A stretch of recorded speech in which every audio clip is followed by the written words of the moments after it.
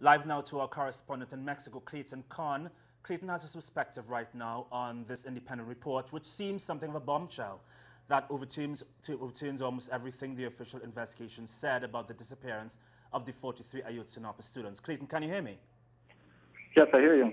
Thank you for joining us. Can you just briefly summarize the points of the report?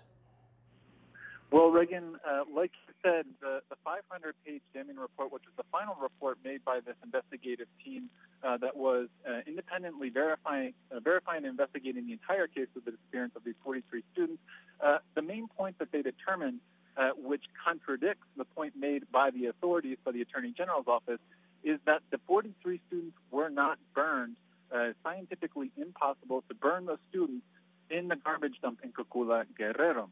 Now, another point that was underlined that you also mentioned was that the authorities at all three levels of the government, the municipal, state, federal level, as well as military intelligence, were all aware of the movement and whereabouts of the students on the night of the attack, and also were aware, and even some were present during the actual attack when municipal police and presumed members of the organized crime group Guerreros Unidos attacked the students in September 26th and 7th of the year last year. So those were the main 2 points of the report.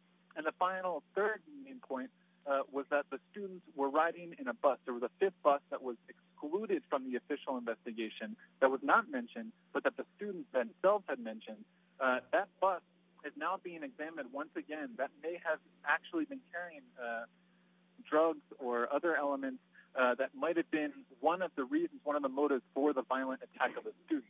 The students, unbeknownst or didn't know that they were riding in a vehicle that may have had those elements.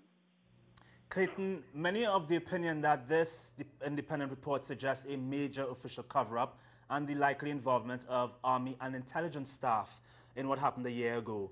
What impact do you think this is likely to have on the Mexican government? Well, the authorities' initial response to this report from the Attorney General's office, Aurelia Gomez, who's the Attorney General, announced yesterday that they were going to reopen certain lines of investigation and that they were going to re-examine the scientific data and evidence with new forensic teams of the garbage dump in Cocula to verify if the students were actually burned or not. Meanwhile, the president of Mexico, Enrique Peña Nieto, has also ordered that all the suggestions as well as points made by the investigative team be taken into consideration and into account, and that they be added to the official investigation. But today, lower level members of the Attorney General's office who were directly involved in the investigation came out and said in local media that they stand by their official line, that the students were actually incinerated. But at this point, it's unclear if there's going to be any reaction or any penalties or any criminal charges placed upon any authorities if there was actually a cover-up. Clayton, you've been reporting extensively over the past year over the massive protests that have been happening constantly by the families as well as the supporters. How are they reacting right now after the news of the independent report?